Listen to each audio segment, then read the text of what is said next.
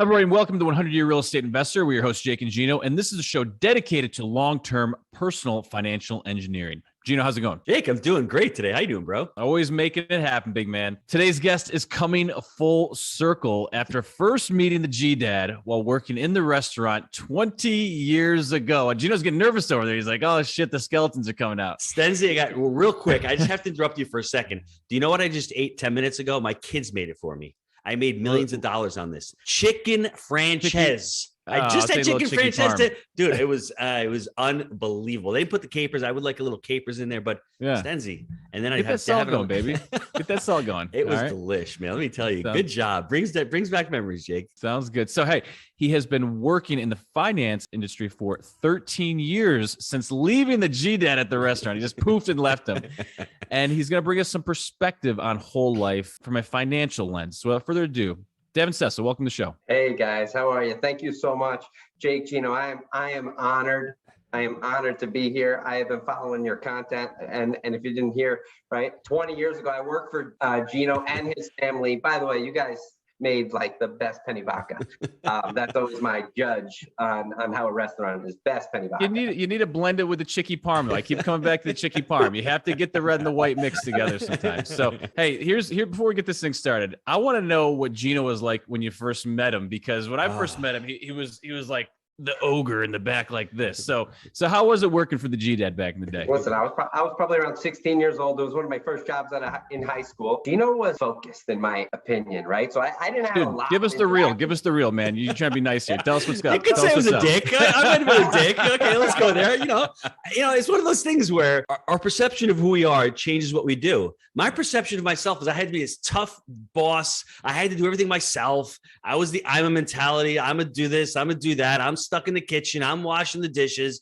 And thankfully, I grew out of that. I met the guy in the pink over there, and he saved me from that. But salmon pink. I see what I'm saying. Davin, I remember you working. You're a hard worker. I remember I loved working. You got to let him finish this, man. You just cut him off. We got focused. We got focused, man. We got to get a little more than that. Come on. I'll let him finish, but what I would like to say is, looking back on all those years, we always hate on the teenagers and the young adults. I had an amazing group of young adults and teenagers working at the restaurant. That's one of the highlights that I remember, seeing all these young kids coming through, growing up and becoming successful, going to college and graduating and carrying on. So it wasn't all bad. I always joke about how bad it was, but there were so many great parts to it. So Davin, continue to crucify me. Finish the roast, bro. All right, so I do say he was focused. I didn't interact with him so much. I used to interact with Marco a little bit more and their mom as well.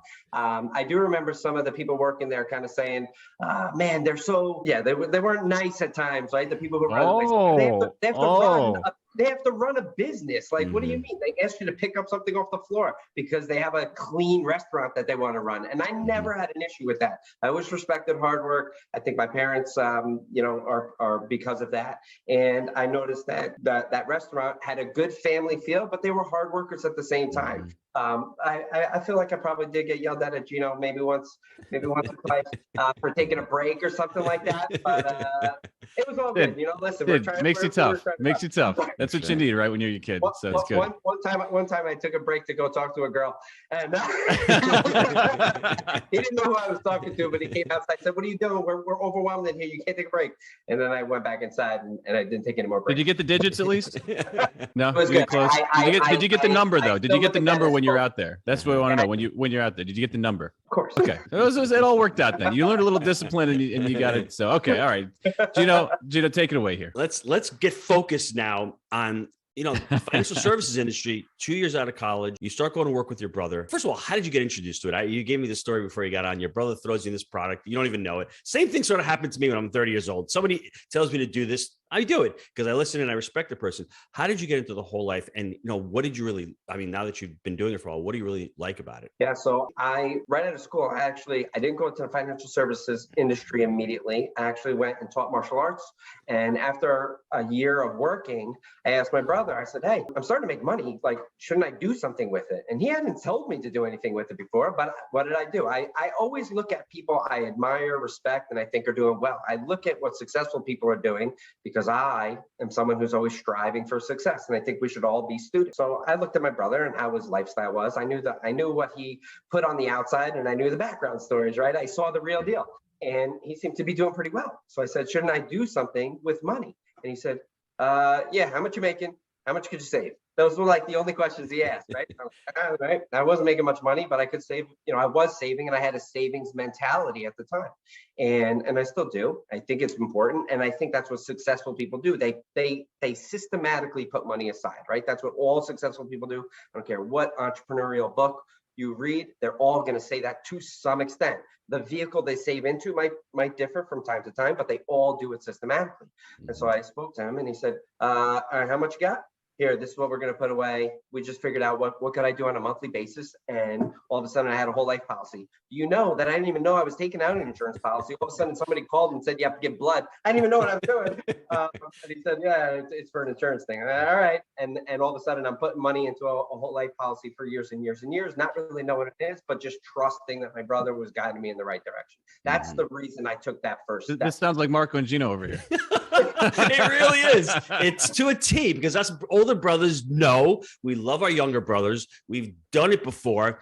And what Davin said is important, everybody. We're saving. He's saving to put money and invest in an asset. That's what we're doing. We're not saving for an event. We're saving for an asset so we can go out and purchase more assets. That's the key, everybody. And having that forced savings in the beginning, to me, Jake, honestly, that whole life policy felt like an expense to me. I'm writing out these checks. Money's going into a bottomless pit. I'm not seeing any money there. The policies back in the day weren't specially designed like they are now, so the cash value didn't grow as quickly. But I just knew, I trusted my friend. And after 4 or 5 years, I'm like, wow, this thing is pretty cool. I've got death benefits. I've got cash value. I've got protection, cash management play, all these benefits. And Davin, when did the light bulb go off? When did you get into the industry with your brother? I joined probably right at the end of 2008, right? So when the financial world went into crisis, I was kind of going the opposite direction, apparently, fighting against the norms here, right? So that's when I first started getting in. And I remember sitting in my firm, and there was people asking, like, so who utilizes, different products for their financial planning? Who utilizes insurance? Who has whole life? And I was 24 at the time years old, and I had it. But there were people in there who the hell is this guy? 30, 40, 50 years old. I got it, but I don't know what it is. I just put money into it every month because Big Bro told me to. I have it. I don't even know what it does, but I have it. And other people, 30, 40, 50, years old, starting either their first career or second career, they didn't have it, and they felt that they wanted to get it. And I was like, all right, I guess I was onto something a couple of years ago. So that, again, was my first realization that I was into something good. And I saw, again, I've been listening and studying people who utilizes whole life. And I'm noticing a lot of people who I would perceive as successful, they happen to have it. Is that just a coincidence? I don't think so. So what are the benefits? Coincidence that people with money tend to own whole life. Some of the people without money tend to not and hate. Just saying. Little, kind of call it, what do they say? Follow the money? Follow the money. Just saying. So Davin, give me some of the benefits that you've seen from your policy over the past, 10, 15 years, how you've utilized your policy. Yeah, no problem. I'm happy to share that. So one of the things I saw, and a lot of stuff from a planning perspective, an overall financial planning perspective, a lot of stuff that we've been preaching, teaching, and coaching people in, a lot of it was highlighted in the last couple of years when COVID hit, right? So when COVID hit and the markets were tanking for quite a while, and people were looking on the news and seeing terrible news. Oh, what does that mean financially? Then they were opening up their qualified retirement accounts, their investment accounts. They were seeing everything go down. You know what I spent probably 6 months doing straight? Calling all clients saying, hey, by the way, how you doing? Just as a mental check-in. Just want to let you know we're still here. And by the way, your whole life account has actually been increasing in value this entire time.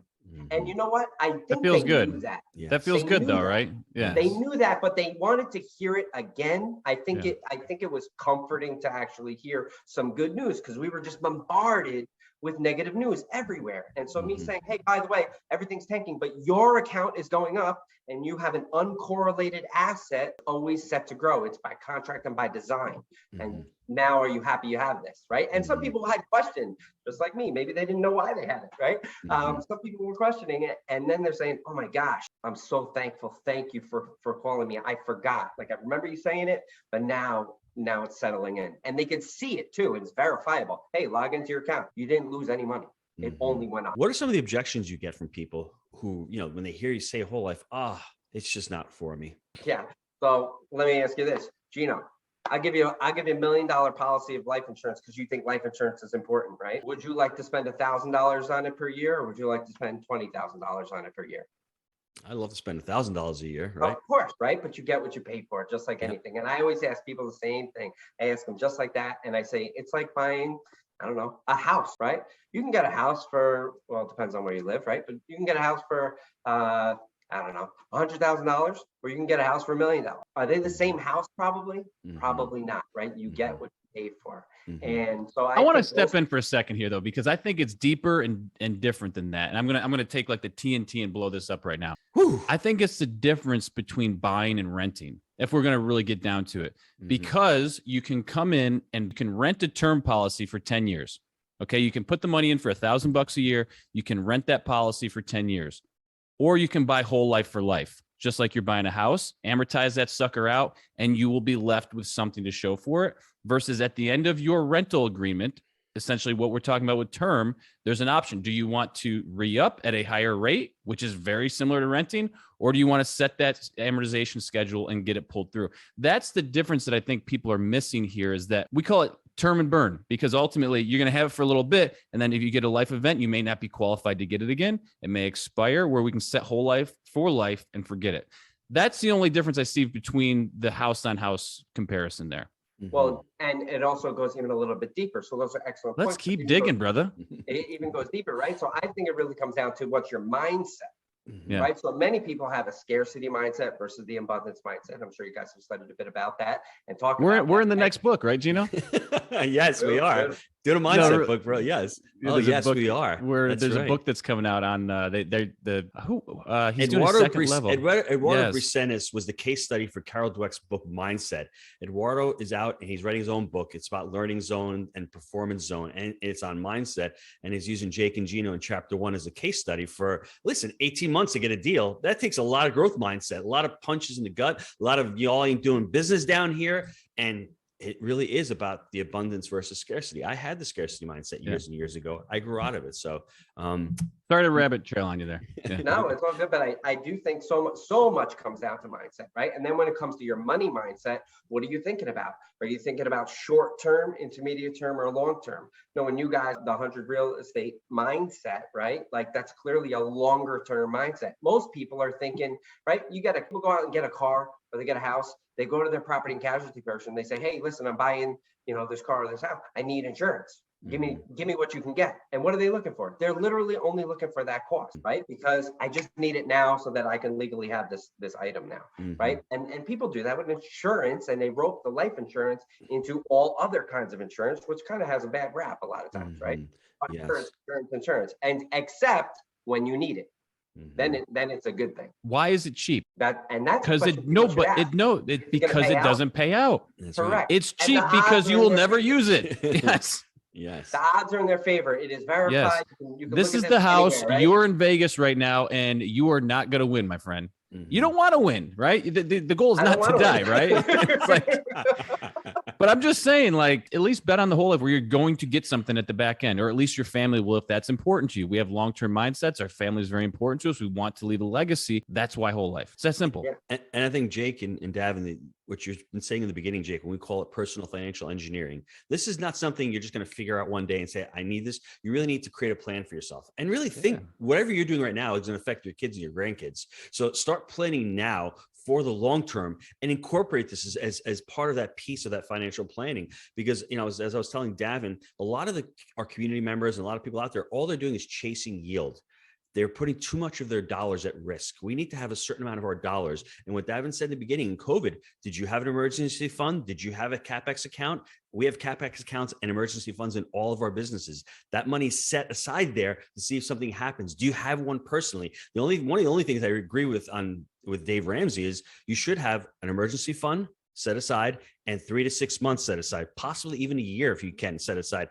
What better place to have it than a whole life policy with cash value? You could utilize that money as collateral and you can pull that money out whenever you need it. You need a couple days barrier. And your family is protected on the back end. Exactly. So it just makes total sense for everybody out there. Davin, any other benefits? Liquidity matters, right? So people will fund money, especially into for their real estate qualified investors, retirement plans, right? Mm-hmm. right? And they'll boost them up, and that's the only place they're saving. And then if they do have an emergency, they really don't have any, right? So with the whole life, you do have the access, you do have flexibility there. Liquidity matters, right? I don't care if you're getting. I've told people this. I don't care if you're getting 10% rate of return every single year on your investment. I think we'll celebrate and maybe we'll go out for drinks. That'd be awesome. But you know what? We know anybody who, you don't even have to be in the financial industry to draw what the stock market looks like, right? Up, down. We know it goes up and down, right? So if you're getting 10%, 10%, 10%, 20%, I don't care, whatever you're getting. And then all of a sudden it comes down. Now what? Right? And it So what's the only takes biggest an issue with instinct real for that estate, to guys? happen. What's the biggest issue with real estate? Biggest problem. It's illiquid. That's the biggest thing. So this is why this pairs so nicely with the real estate investor, because it gives you that forced savings, it gives you that liquidity when needed, and it gives you the optionality to pull from it and put it into an investment if you need cash. It's great. Love that. So, let's take a quick time out to hear from our sponsor. Are you looking for ways to improve your life? here at Jake and Gino, our mission is to empower students through financial education and the vehicle of multifamily investing. Yes, Jake. We agree that a person with financial intelligence can change the world for the better. We've created our proprietary 3-step framework, buy right, manage right, and finance right, that we teach to our community. This framework, along with education, our one-on-one mentorship, on-site boot camps, and the amazing community, has propelled our students to massive success. We've all been there. We've had so many students that have been able to shift their mindset, overcome limiting beliefs, and set a clear path to achieve their goals. Whether you're currently fixing and flipping, wholesaling, or buying single-family rentals, and you know that multifamily investing is the right vehicle for you, I encourage you to visit jakeandgino.com/apply to schedule your complimentary consultation with our team. And I want to let you know this isn't a high-pressure sales call. It's really just a discovery call to get to know each other better and see if we're a good fit for working together. And if for any reason we're not a good fit, our team has tons of resources we will share with you to help you along your journey. If you're ready to stop spinning your wheels, go to jakeandgino.com/apply and schedule your call now. All right, we're back. So let's, before we wrap this up, let's get a real life example of one of your clients and how they've used the whole life policy. Goodness gracious, I have so many, right? But I would say a bunch of our clients we've actually done, man, a lot of real estate deals, because what they've done is they use the dual asset strategy. All right. And right, so we build up the whole life account. We identify a property that is going to be a buy right property, and then we utilize the cash to get some down payment. We rent it out. Profits roll in, we replenish the policy. We got money growing in both areas, and accessing that money, right? They didn't have to necessarily go to get a loan and go through the hoops of loan officer. So easy, right? It's they the had to build classic, it. you know, it's the classic dual asset dance. You got, boom, right here. You got the policy, you got the property. You're doing the Macarena, huh? They take care of each other, baby. So no, I love it. I love it. So Davin, what's the best way for folks to get a hold of you? So my name is pretty unique, right? So Davin, so you can probably just Google me and I'll likely be the one that Davin. Yeah. So you can do that. I mean, I'm accessible, phone, email, is fine. We can maybe put that contact information in the show notes or anything like that. But I'm pretty accessible. So phone, email, easy. Look me up on social media. I'm around. You know, take it home here. You're like Bill Walsh. You got the tree of success coming out from under you here from the restaurant. So from a young so 16-year-old, there we go. sitting in the parking lot, dialing up digits, right? And I come out and say, "Bro, what are you doing? It's Friday night. We got tables to bust. We got to clean." Oh my God. That was it. That was Gino right there. He puts the phone in his pocket and goes, "Man, I can't believe this guy's yelling at me. You know what? This jerk." But he runs in there. He sees Ivana and he's like, "Okay, Ivana, what tables you need? We got to set that table." Done. Goes to college, becomes a martial artist, he goes to his brother and he says, "Hey, bro, I'm making a few bucks over here. What are you going to do with my money?" And his brother says, "Give me the money. I'll put it away for you." He gets a phone call and says, I need some blood. And you're like, "Bro, what'd you do to me? I got to give blood?" And he goes, "Don't worry. I've got you." And a couple of years later, all of a sudden, he sees his policy starts growing and his brother was right. And then he gets into the financial services industry. He starts impacting other people's lives. He sees the power of what wealthy people are doing, whether it's bank-owned life insurance, corporate-owned life insurance, key man, buy-sell agreements, or just wealthy individuals looking to park their money and utilize the dual asset strategy. And it's great that we have another young person on the show. When he was young, he started utilizing the strategy. You know, everyone says it's, you know, James Clear likes to say, Jake, most people wish they started sooner. Almost nobody wishes they started later. It's time to start your personal financial engineering today and think about the next 20 to 30 years of your life. Gino, I can't tell you how many people I'm talking to who are 40, 50 and up saying, I wish I started earlier. I can't even count. No regrets, folks. Let's get it done. Yeah. Perfect. All right. Thanks, fellas. Have a great day. Thanks, Davin. Appreciate it. All right. Thanks, guys. I really appreciate it. You guys are awesome.